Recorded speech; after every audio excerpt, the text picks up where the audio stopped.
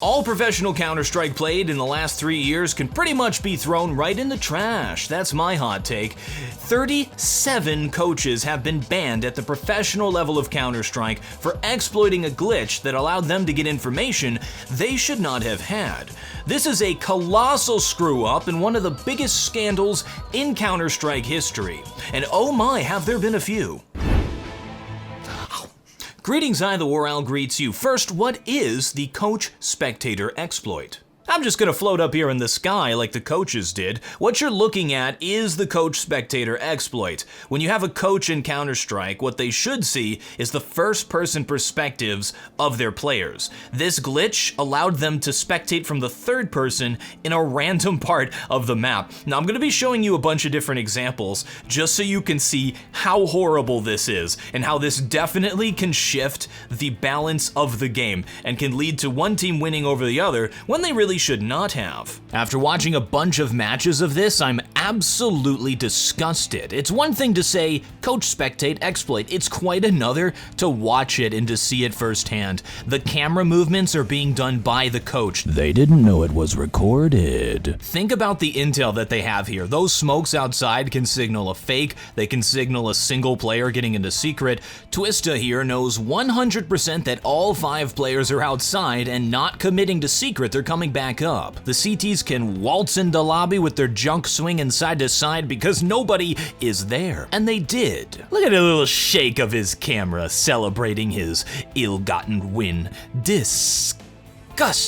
This is the worst cheating scandal in the history of Counter-Strike, possibly all of esports. I don't know every esport, but I can't think of anything worse. How this isn't a bigger story in the media is beyond me. Maybe it's not sexy enough. The match-fixing scandal got way more coverage than this. The gambling scandals got way more coverage than this. The Olaf boost, that stupid thing, got way more coverage than this. This has been going on for over 3 years. There are accounts of coaches coming across this, reporting it to the tournament organizers, restarting the match, and then playing the game legit, like would be expected from anyone with any shred of integrity. Why was this not fixed years ago? In bug fixing, when a defect is found, it's given a priority, and then the top level priorities are worked on first. This had to have been documented by Valve. Why was this not a top priority issue? It affects the competitive integrity of the game, and if this was a known issue, why wouldn't we just remove the coaching feature until it was fixed? This is game breaking. This is the biggest and most massive screw up in this entire thing. The fact that this was not fixed and it's been known about for years. It's absolutely absurd.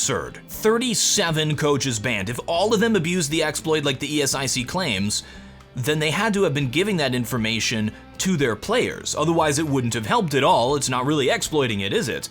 That would be 222 people minimum who knew this was going on for 3 years. What?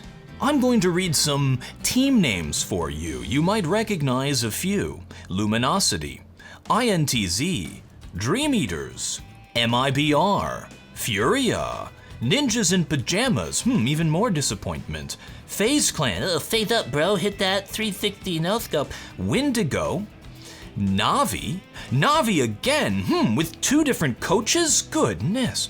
Hellraisers, Force, Dignitas. Alright, so those are the teams who have had coaches banned who have played in majors. Some of them have won majors multiple times. Now you guys know I don't curse. I don't like that stuff in my videos, but there comes a time in every man's life where a well-placed or well-timed curse word is the only descriptor that does the situation justice. So I'm going to curse. If you have children in the room, you can mute for the next few seconds, but it's going to happen because there's only one word that accurately describes this situation. What a shit show. What a complete and utter shit show.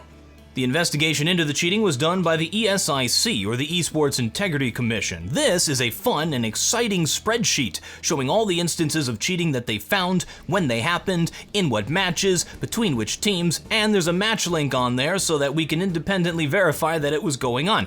We can see the cameras moving around, so we knew that they knew. If any of the coaches claim ignorance, they're sus. Vote them off. That being said, a judgment call has to be made somewhere. I don't like the idea of blanket banning 37 7 people using a formula.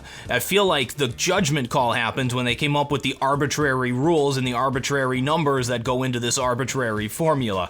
I think each case should be looked at individually, and if you don't find enough evidence that they deliberately used it to cheat, they should not be banned. So let's look at a few examples. Mechano Gunner of Hard Legion was caught using the glitch in 16 matches, in 424 rounds of Pro Counter-Strike. He did not confess to doing it before being caught. My judgment call says, you're done. Do not pass go, do not collect $200, you're banned. This guy should not be coaching a Little League team. Meanwhile, you've got Dead of MIBR, who was only caught using it 1 round at a time in a few games. Did he report that it was happening and then reconnect to fix it so that only 1 round was affected? That's a good question to ask, because I don't think he should be banned if that's the case. He was banned for 6.5 months, and he's no longer with MIBR. You also got Robin of FaZe, who was caught abusing the glitch in 1 game that they lost. 16-1. He says that he didn't abuse it. He muted his microphone and just let the game play out, which, if that's true, that's incredibly stupid from him, let's admit that. The glitch happened again in the next game, according to him, and he reported the whole thing to the admins and they got it fixed. He was banned for 5.5 months, and that's permanent damage to his reputation and the reputation of FaZe. And we know FaZe has a great reputation for being an upstanding organization. I think they should only be handing out the ban if it was proven to be deliberate. If you can talk to the admins of the tournament and you can figure out, okay, this actually happened. Because otherwise, I don't think it's really fair. I think you have to give the benefit of the doubt to the coaches, because this glitch could happen at random. Hopefully this is a wake-up call to everybody involved in esports. If anything happens, any little thing that could potentially threaten the integrity of the game, you should err on the side of caution and report it, even if it's not your fault. Of course, I guess the lesson here is, even if you do report it, you might still get banned. Online Counter-Strike is a mess, but thanks to this damn virus, it's all we have right now. I'm very glad that Valve made the decision to not hold the majors this year. If they held them online, it could have been an even bigger mess. More needs to be done to stop cheating in online Counter-Strike matches, online pro Counter-Strike matches. I have no idea what that would look like, but if the coaches are gonna cheat using this spectator exploit, what's to stop them from stream sniping? My prediction is that the next big scandal is gonna be stream sniping. It just logically follows. We're going to have tournaments again. We're going to get back to that. Giant stadiums full of screaming fans, top-level professional Counter-Strike played in a high-stress situation, and referees standing over everyone's shoulders. Have faith, stay strong, and have some self-respect. Don't cheat at games. You're only cheating yourself. Thank you folks very much for watching. I am TheWarOwl, and I still have no closer.